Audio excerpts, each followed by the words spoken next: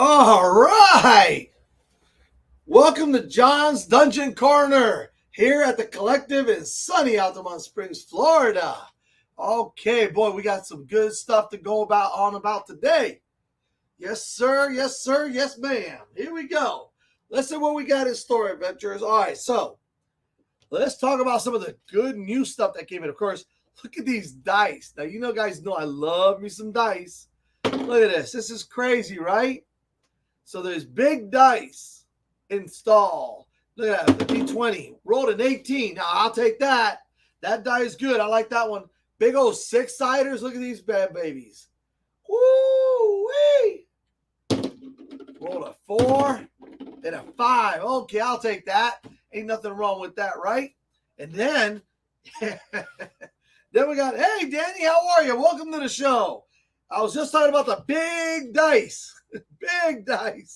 And then you got to have somewhere to keep all the dice. So let's get an even bigger die to hold the die. So we have a die to hold the dice. Put the dice in the die. Woo, that makes it dice. Look at that. Cool purple one, of course.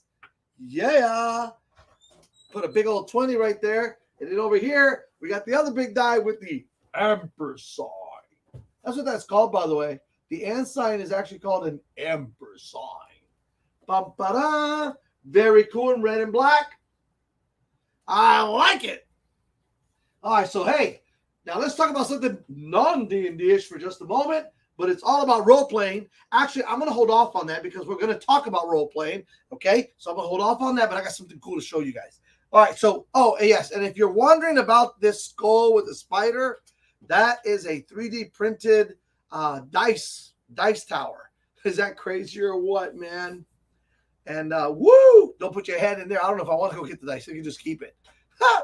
You can put them right in here, and they drop down, and they roll, and yeah. But I ain't putting my hand in there. I don't know. Hey, DC, what's happening? So welcome to the show. But yeah, look, it's like you can pet it, and it's happy. It stays happy like that.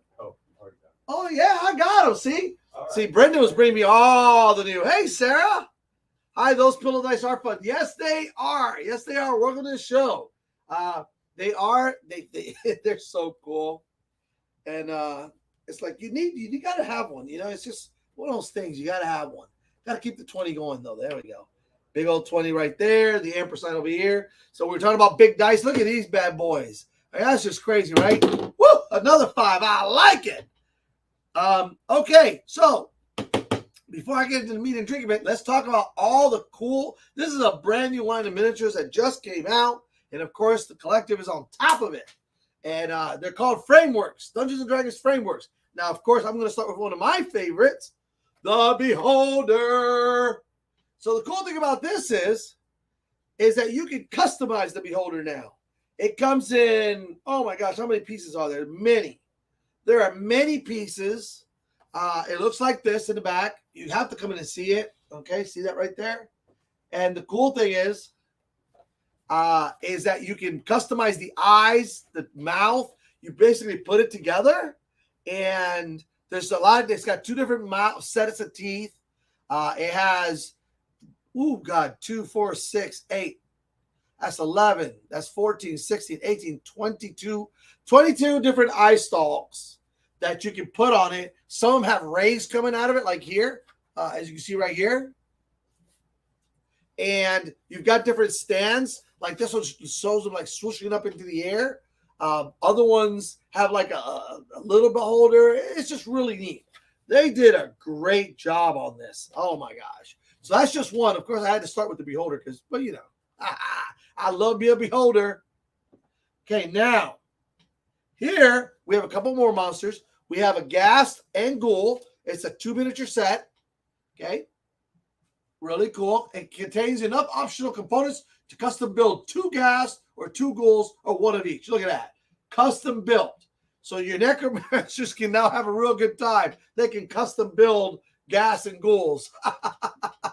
And it's really neat because it comes with it has a like a broken crypt type thing. Let me show you.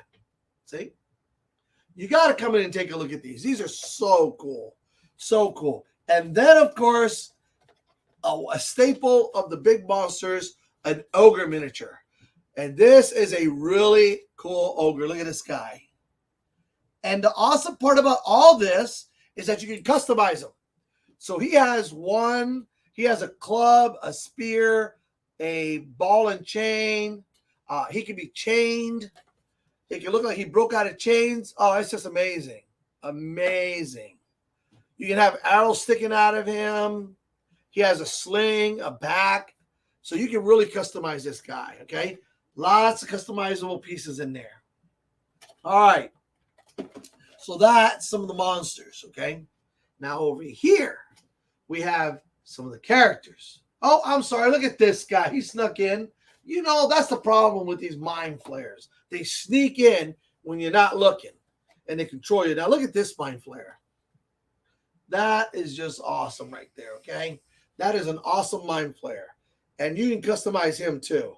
It's got different heads. It's got a little like brain thing that you can put on there. Look at that. Like one of the brain, what do they call brain eaters? Look at that.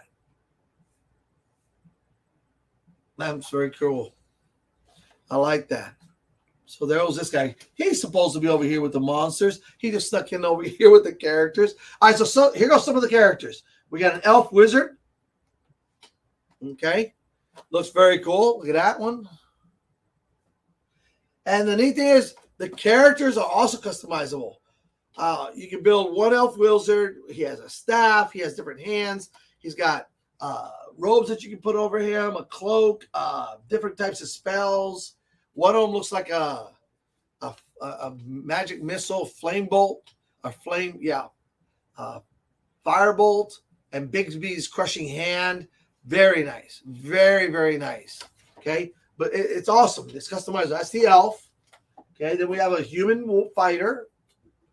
And it looks like he has a choice of two different shields. He can be holding a torch, a two-handed weapon, a long sword. He can have a fur cloak. So this is what he looks like here. So that's really neat. All right. Then there's a dwarf cleric with quite a few, a mace, a warhammer, a couple different shields. He can be holding a scroll. He has 4 different heads. So you can make this character can be either male or female. Let me see something. Let me see, the fighter looks like he'd be helmeted or unhelmeted. Let me look at the elf real quick. John, Andy from Scotland is coming to visit in September and wants to play in one of your sessions. Awesome. That works. We can do that. Oh, it looks like I want to say that the elf can also be done as a female or male. This is really neat, guys. Ladies, folks, they are amazing. These are simply amazing. And then I'm going to tell you something cool about these in just a second. So here is the human rogue. He has a bow, a torch. He can be holding an arrow, a dagger dripping with poison, twin daggers dripping with poison. This is really neat. I'll probably end up getting him because that's just a cool fig. That looks really neat. He's also got 2 different heads. Wow. Wow, wow, wow. So there we go. Really nice. On the front, he has a dripping dagger and a vial of some kind of poison. Wow, wow, wow. You know, and if you drilled this and put a magnet in it, you could probably interchange the different arms. Just a little something that you can do with customizing. Talking about customizing, here's a really cool thing about customizing here. There's a little, what is that? The little barcode that you can put your phone up to, and it shows you what you can do with this sprue. Probably shows you. In fact, let's find out. Hold on. Where's my phone at? Let's do this. All right. Let me go do this. And now we can see what's going on with this. All right. So here we go. Take and put that right there.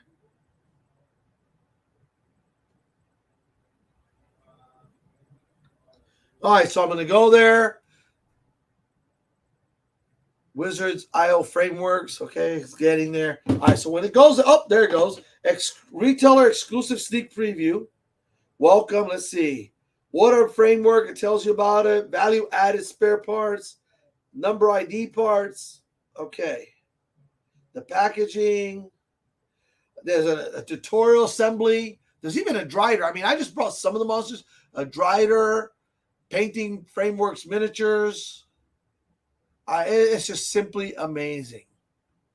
Okay, so there's a whole thing here where you can sit there and have like a tutorial to paint. Once you touch on it, hit it. Let's see, double. Largest single figure requires a double pack with as many as 3 frames. Examples: the Hill Giant, the Stone Giant. So there's gonna be multi packs, premium packs. Oh, that's a really nice one. This is a Balor. So they're going to have all types here. So this is going to be an amazing thing. You can personalize them. And like I said, I'll tell you what, you could technically either personalize them or you can, and there's a couple of different ways of doing it. You can use magnets for the arms and the different pieces. That is a really cool thing to do. It's really not that hard to do. You might want to practice on something else first, but you drill, you put the magnet in, glue the magnet in, glue the other magnet into the arm, and you can change all the arms out, the heads, whatever. And the figure is basically a change on the fly kind of thing, which is really cool.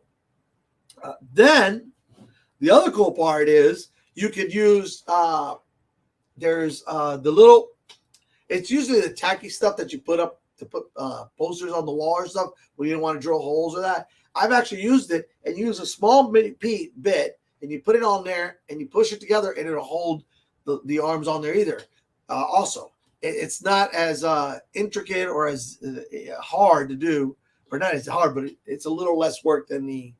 Hey, Daniel, did I miss the discussion on the Marvel? Not yet. Nope, I haven't done that yet. I'm waiting because we're going to talk about role playing, and I was going to bring that up. So yeah, that's where we're at. So that's really cool. Those miniatures are going to be a lot of fun to work with. I'm probably going to end up getting the Rogue just to try one out because you know me, I got to try everything. And then next week I'll let you know how I went. I'll put one together and go from there. I don't know if I'll get to painting it, but I will at least put it together. I might even try my hand. I got to find little magnets because these are a little different than some of the miniatures I've worked with. I might just use the blue stuff because it's easier. It's tacky. It goes on and off. But these miniatures are nice because you can individually paint each part and then put it all together, as opposed to having just a miniature all put together. All right? So here we go. Let's talk about, so the question that someone asked me and sent me on my John's Dungeon Corner 2021, and that's what it is.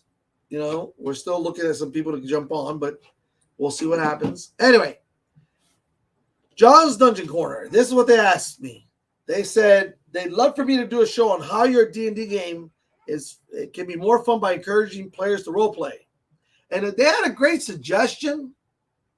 Hello, my love. How are you?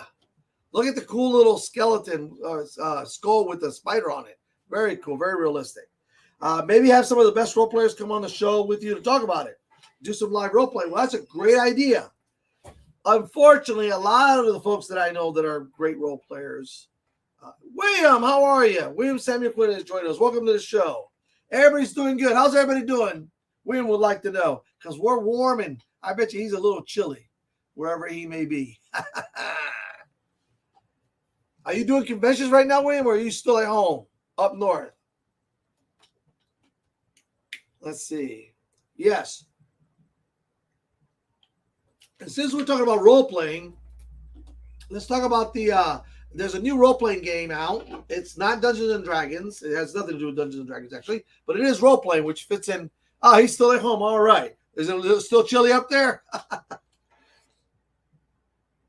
So, here we go. This is the Multiverse role-playing game by Marvel. Here is the playtest rulebook. And essentially what you do is you take on the role of a famous superhero, or you can create your own. Okay? Oh, William, you're up to 66. Well, that's warm. We're only in the 80s. It's all good. But here it is. This is one of them. Okay?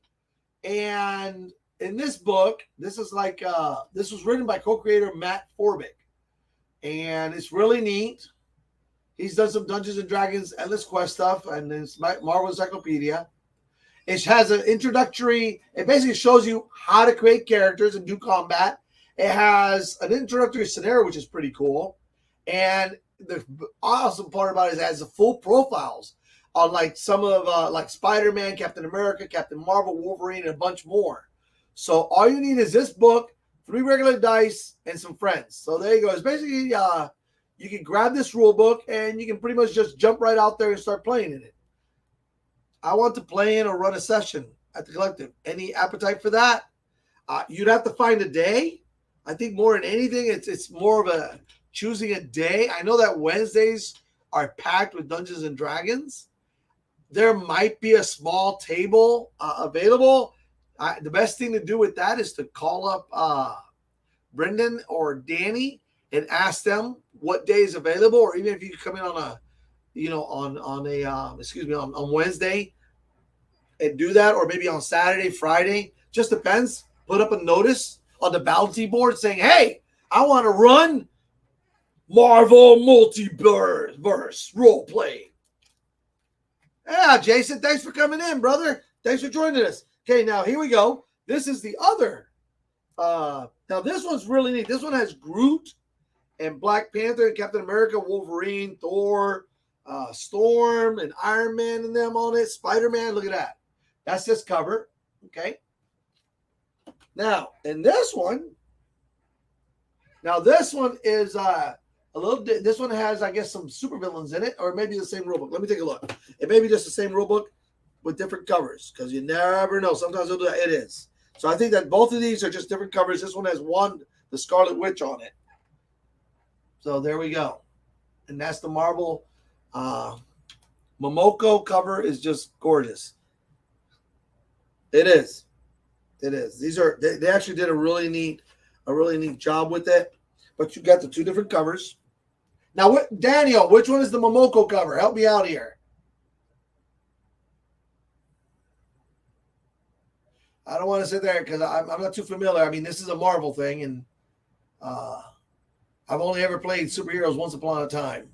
So, but these are beautiful covers.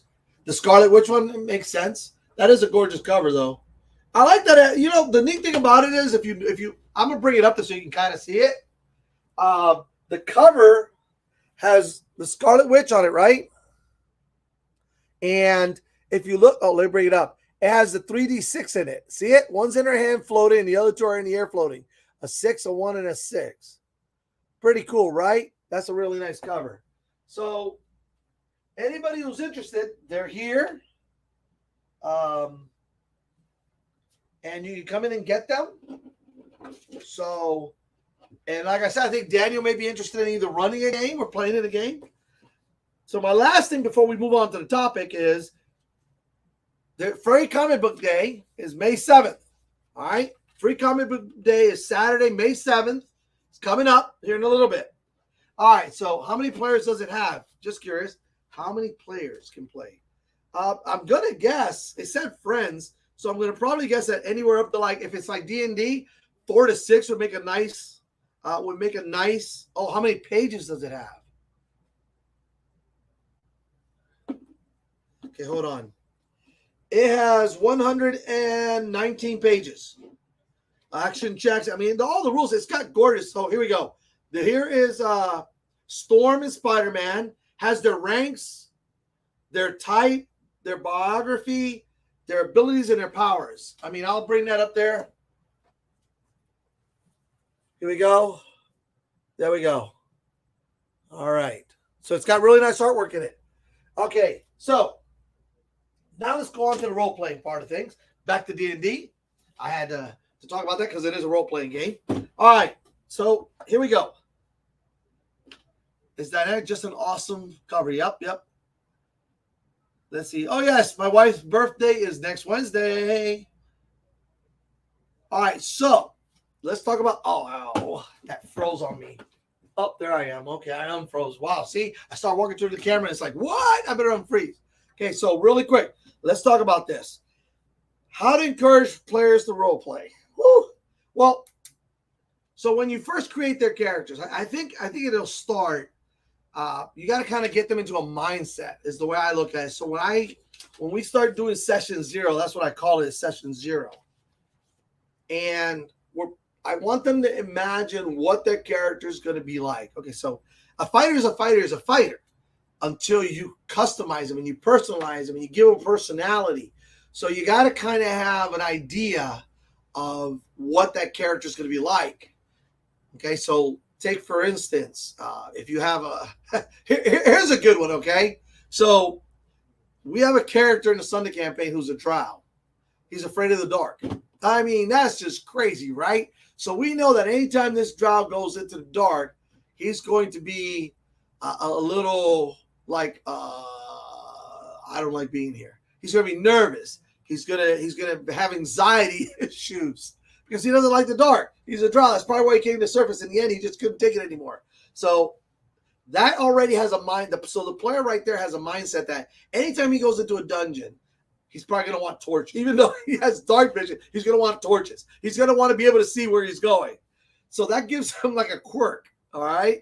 And that is a great opportunity for role-playing. So you've already set up something, a situation where that character will role-play on his own pretty much whenever he goes in a dungeon or into a cave system or into a set of caves, all right? Not so much at night. Unless, of course, it's totally dark and he's in a swamp or something, right? Okay, so then he'll start getting nervous. He'll start looking around. Probably won't sleep at all that night. He'll be tired the next day. Yep, so quirks are a good idea. That helps with role-playing. Now, role-playing. So let's say somebody has never role-played, which you players, unless they've played a different system, they've really not role-played. Hey, that's me. Yes, Danny, that's you. I'm talking about you.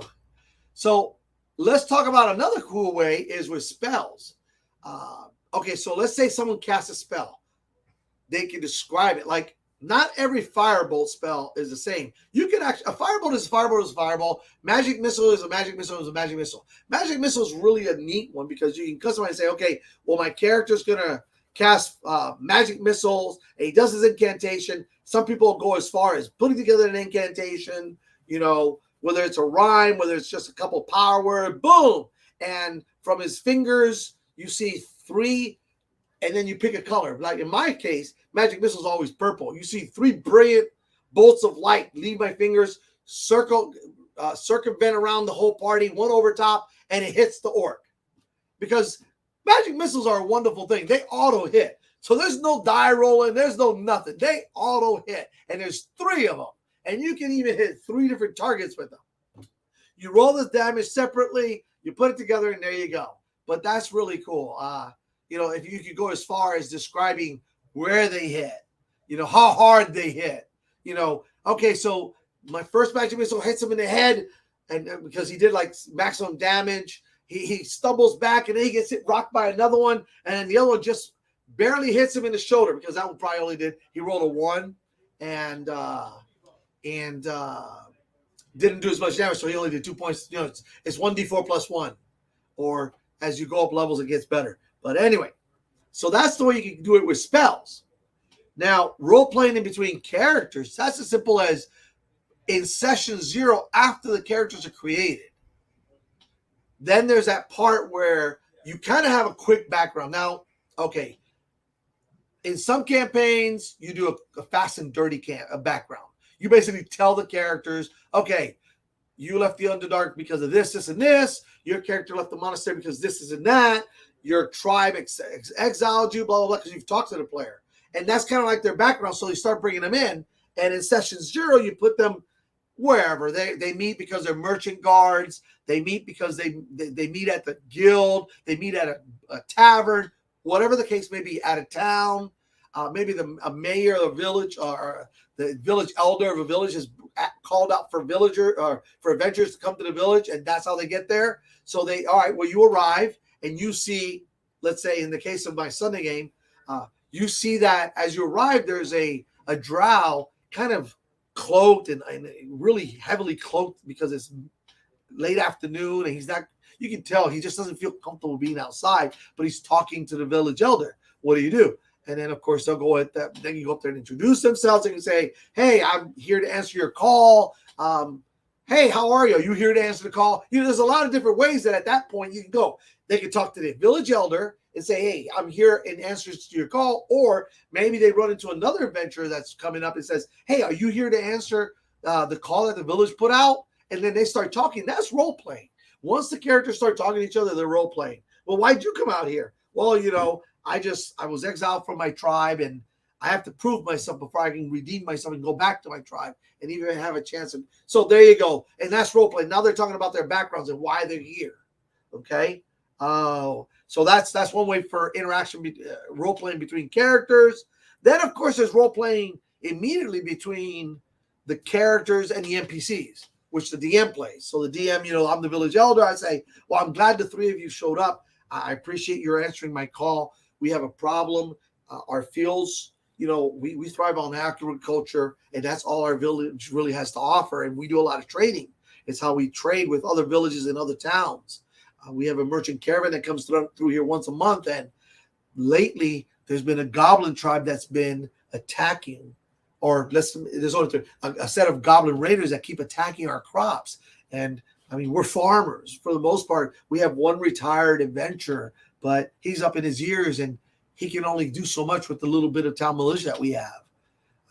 Some of our people have gotten hurt, so we thought we would actually hire some adventurers to do it. And then the adventurers will talk back to him in however way. And there's your role playing.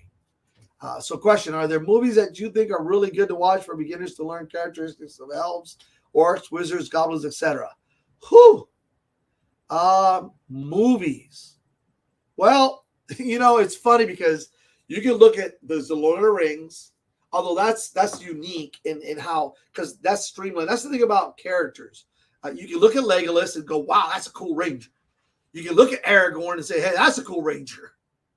Legolas, of course, being more of an archer, but when you see him swinging those daggers around and dual wielding them and stuff, you're kind of like, he's more than just that. So they're both rangers, but they're different type of rangers. The Dunedain are naturally rangers. That's just what they were. That's what's left of them. So they all became foresters and rangers, and you can see they share similarities. Where Aragorn is more of a warrior with the sword. He likes fighting with blades more than bows. Legolas is that duelist. I mean, he can pull out his bow and boom, boom, boom, and then throw that behind his back and pull out his two short swords and go to town on people. So there's a good example of an elven ranger and a human ranger. Then you've got, of course, and the myriad of characters. Unfortunately, the Lord of the Rings doesn't do justice to wizards, sorcerers, warlocks. Okay, you really don't have that. You just see Gandalf cast a couple spells here and there. Viewers, do you guys have any? I mean, there's some really good guys out there, like William, Danny, Dan. You guys have run games, I'm sure. Any ideas of movies? I mean, there's the 3 Dungeons and Dragons movies, but a lot of people look at them and go, "Oh, good grief!" But you know what? You gotta value them for their entertainment value, and they were very entertaining. And yes, the characters now in that one you see a lot more magic, especially in the one with the dragons and that. It's amazing where the mage of wizards is trying to take over the kingdom, and of course the queen ends up on a gold dragon. She comes in and just pretty much just beats the hell out of them, so that was pretty cool. And then the second one, of course, they go off against another one, and there actually is a third one that shows you why evil adventuring parties don't work. There's the Shannara series. There's I heard that there's that Robert Jordan, The Wheel of Time, also out there. So there's a lot of different movies per se, fantasy movies, and there's older movies also, like if you wanted to look at like a Dragon Slayer type, there's the Dragon Slayer movies, of course. Those are a little different, but there's inspiration. I think that the best inspiration for characters would come from books, because in books you see a character's development from when you're first introduced into him to where he is in the series. And even if it's only a 2-book series or even a one-shot, those books run normal books runs anywhere from like 300 to 500 pages, and in there they're talking about swashbuckling and magic and rogues and druids even. So you see a lot in the characters that are really well developed. And I think that gives you a much better perspective.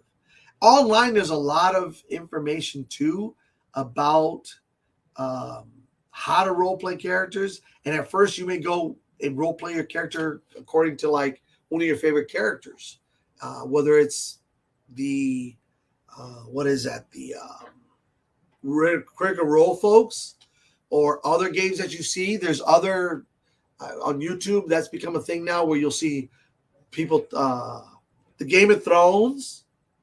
Game of Thrones would be good, yeah. That's a good one. Yeah.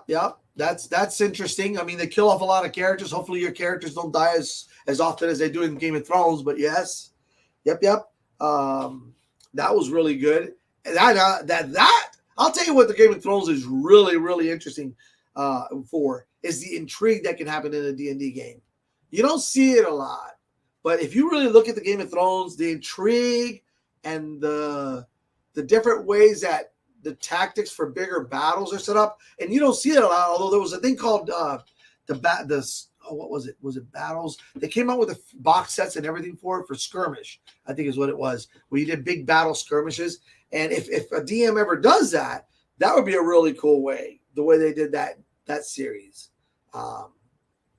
And just the way they established their houses. If you want to establish like a guild of some type in the game, which is also possible, by the way, folks.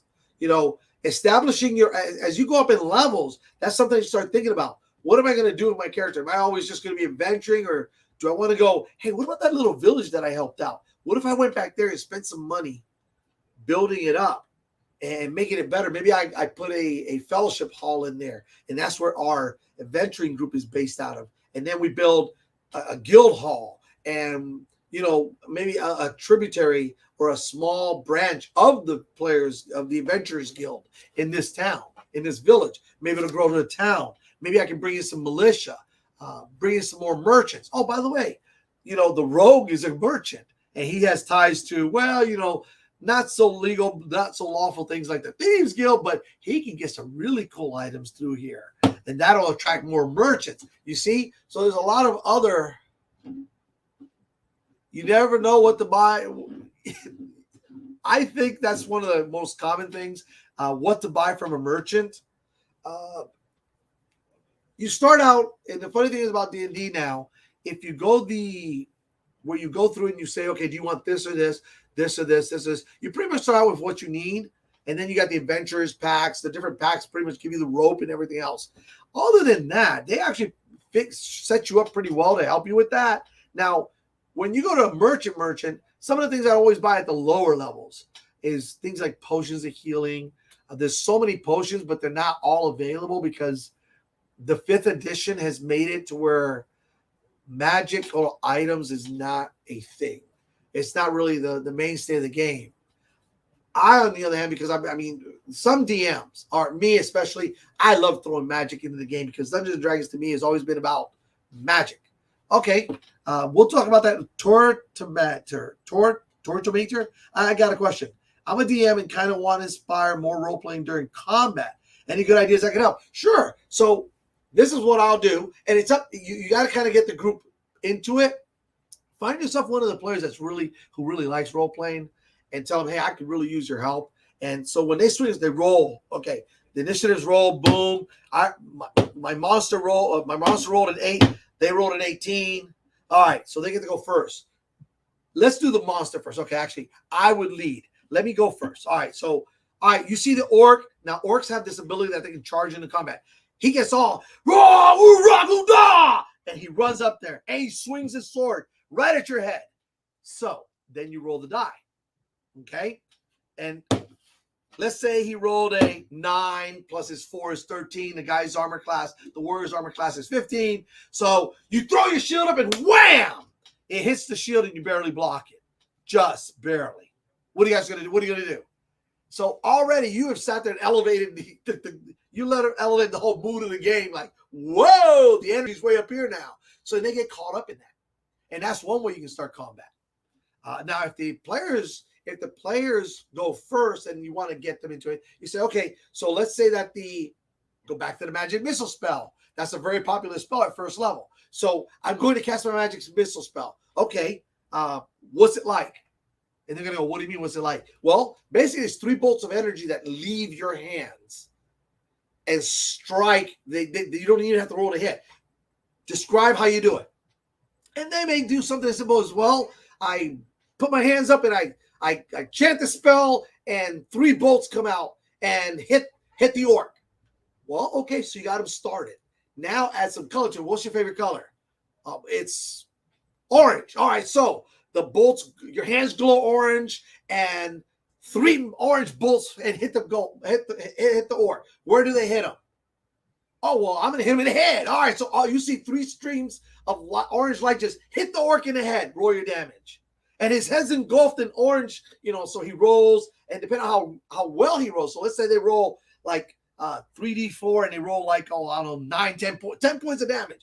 Oh my gosh, you see his head wreathed in light, and he grabs his head for a moment and then shakes it off. Or maybe he did enough points to where you hit him in the head and you see him wobble and he falls over. There you go. So those are some ideas on how you can take. At first, you're going to have to control it. But as soon as the players see, oh, this is kind of cool. Now, I will tell you this. The more descriptive things get, the longer it takes to do a combat. But if you want to get some role playing in there, that's the way to do it. I'll tell you, usually with my group at home, if we get through one session of one combat, hey, this is great. Sometimes it takes 2, and that's just the way it is. But everybody leaves having a good time, and that's what it is. You're going to have to feel out how the players feel about the role playing. Is it too much? And then find that fine line and just play with it. It could be as simple as when you go to, and here's something you can do. When they go see a merchant, let's say there's a wagon train, they meet a merchant caravan at camp, and they want to go buy some goods, and have a couple of goblins, 3 or 4 goblins attack. And the merchant goes, oh my God, can you help us? Our guards have been hurt from the prior raid. They must have followed us, and let them fight, and then take over one of the guards and have him fight. And then when he attacks, describe his attacks. All right, you see the guard, he draws his sword and buckles on his shield real quick and just runs out there. And he's in partial armor, so lower his armor class, whatever his armor class is, just go with it. And the goblin swings at him, and let's say he misses. And all right, you see him block with his shield, and then he reverses the attack because it's his attack next. And he swings and catches catches him in the neck with a sword. So there you have that. You can even take your NPCs and give them some life when they're fighting the monsters, and now you got to fight the monsters and be the monsters too. The goblins run up, the bowman stands in the back, and he spots your wizard trying to do a spell, and he shoots at him. And I do this a lot. The arrow goes flying, depending on how close it came. Sometimes it hits the ground like 5 feet in front of them. Sometimes it whizzes right by their head, and they feel it as the wind goes by. And they feel the wind as the arrow goes by. Close call, right? So I hope I didn't throw too much at you, but that's how I would do it. And you're gonna have to do it by example. And here's something you can do. It's kind of like dangling the carrot in front of somebody. If somebody sits there and does really good role play, or any type of role play, if they're not doing any, give them a point of inspiration at the end of the session. Say, you know what? And let everybody know, but here's the catch. You got to let everybody know, hey, listen, you guys did a good job, but little Johnny's always used for everything, isn't it? So little Johnny, or Johnny, you did a great job role-playing. You know what? I'm going to give you a point of inspiration. And then you'll get, and then you know what? People say, oh, then you're just going to hand out this. Who cares? It's usable one time for a role of some kind. You know what? If your players all have inspiration because they're doing great role playing, that's a pretty good game. If all your players end up with inspiration points for good role playing, you've got a really good game going on. And inspiration points is the least of your worries, because It helps them. It moves the game along. It puts them. It's always useful in that, oh my God, situation. It's like, wait, can I re-roll? Yeah, inspiration. Oh, I rolled an 18. Yes. They get all happy. Okay, so I did that with one of my players this last one, 2 Wednesdays ago. He came up with this great idea. He found this urn with the ashes, and he returned it. He said a prayer, this, that, the other. And it was awesome. The role playing that he did was awesome. So he got an inspiration point. And because of it, I rewarded the whole party. They rested in this area where there was a statue of it was dilapidated, but there was enough spiritual power still left there, spiritual energy left, that as they rested, they became blessed for their next combat. You know, is that in the rules? Can you do that? Sure, you're the DM. You can do anything you want. But that's how I reward them. You know, he got an inspiration point, and all of them were under the effects of a bless spell for their next combat. I need all the points of inspirations. Now, usually you only run around with like 1 inspiration point at a time. You know, but like I said, there's nothing wrong with that. And there's other, like I said, good role play should be rewarded if you feel it added to the value of the game. And at that point, it did. There was another gentleman this last Wednesday that showed up. He played a Dwarven cleric, and he had a Scottish accent. You know, that's another thing with role playing. I mean, you don't have to have great accents. Like when I have orcs talking sometimes or goblins talking, I'm talking the stupidest things. I have no idea what I'm saying, but it sounds really cool. You know, I did a paper for a class, and I actually translated Elven language and Abyssal language and that, and I just made it sound so guttural for the orc and so sinister and like for the and you know what, next week I'll print that out and bring it and read it to you the way I read it in my class, and then you can kind of see how I did the old common, the ancient common. I did like very flourish, very English, like with the these and thous and thys.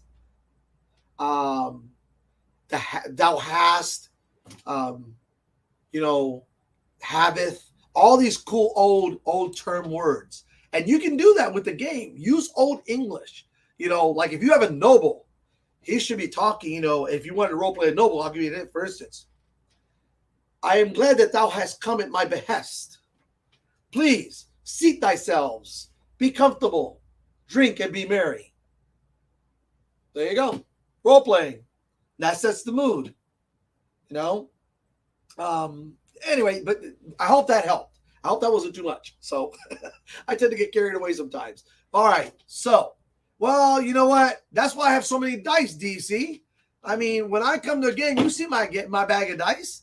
Even as a DM, I have like 5 or 6 sets that are just for that, by the way. But when I come as a player, I got my bag of dice that must have at least 20, 30 different sets and then some. Well, I'm glad it helped a lot, my love. So that was my wife. She had asked me about that, and she kind of thank you for carrying on the conversation. And you know what? Because of it, you get a point of inspiration when we sit down next time. What a DM. I tell you. For helping me on my show, you get a point of inspiration. Look at that. I'm going to give my character an accent. You can. You know, accents don't have to be on every syllable. They can just have like that, what they call like a southern twang. You've heard that expression, southern twang or northern accent, Scottish. It doesn't matter. Sometimes you can just interject a different language, an actual language. Like if you know Spanish, you can sit there. You've heard of Spanglish, of course. Well, you can be talking, and all of a sudden your character throws in a Spanish word, a Spanish phrase, and that's just something that he does. It's his language, whatever language that may be. You know, Elven is Elven, and Klingon is kind of jumping off. Is an Irish accent good for my Wood Elf? It would be. I mean, it can be. You can give it whatever accent you want. That's the neat thing about that. You know, your characters, there's no one saying that accent doesn't exist. It's a game. It's make-believe. And that's what it's all about. So, Irish, Scottish, German, whatever. Indeed, I use Greek for the Stygian necromancers. Ah, there we go. There you go. It doesn't get any better than that. Of course, I don't know Greek, so I'm doomed there. That's pretty cool. I can't wait. Maybe we get William to run a 1 hour session when he's here of his game. Woo! Danny, talk to him. William, how about that? Maybe you can run like a 1 hour session of your game. Maybe. Pretty please with sugar on top. I'll even throw an Elvin version on top. No, good grief. DM sitting there and bribing another DM. Golly. Anyway, but yeah, that'd be awesome. See, he's down for it. So there it is. Danny, hello. We got to get William here. And listen, only the people who are on this broadcast who have seen this will be invited. And then William, you might have to do more than one session. Might have to do 2. Hey, that's the way we do things, Oh, look at that. Natural 20. There it is. Anyway, so if there's nothing else, you guys have been awesome. I love this. And listen, it's johnsdc2021@gmail.com. That is the email where you can send me questions, just like this one. I'll print them out. I'll bring them here, and we'll talk about them. But, kind of like the recap, I want to kind of recap because I'm so excited. So the Multiverse role-playing game came out. They have it right here at the Collective. 2 different covers. This is a beautiful one with Wanda, the Scarlet Witch. And then, of course, here is the full cover with Captain America and Spider-Man and Iron Man, Thor, and all them in it. And Groot. I am Groot. That's what he would say. I am Groot. And that means, yes, I'm on the cover of the Marvel Universe, of the Multiverse game. There you go. And then, actually, it's so funny. Okay, so take Groot, for instance, how they developed his whole vocabulary. I am Groot. I am Groot. I am Groot. I am Groot. There you have it. Right? And Rocket Raccoon understands all of it. So there you have it. It's as simple as that.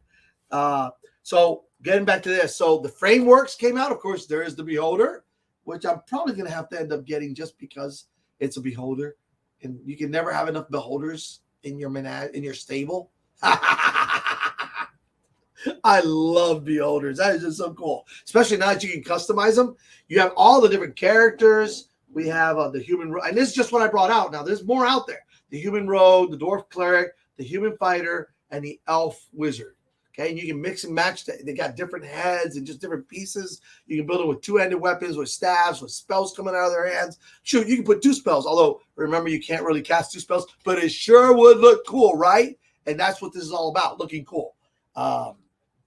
You've got the Mind Flayer, who snuck over here with the player characters earlier. All right.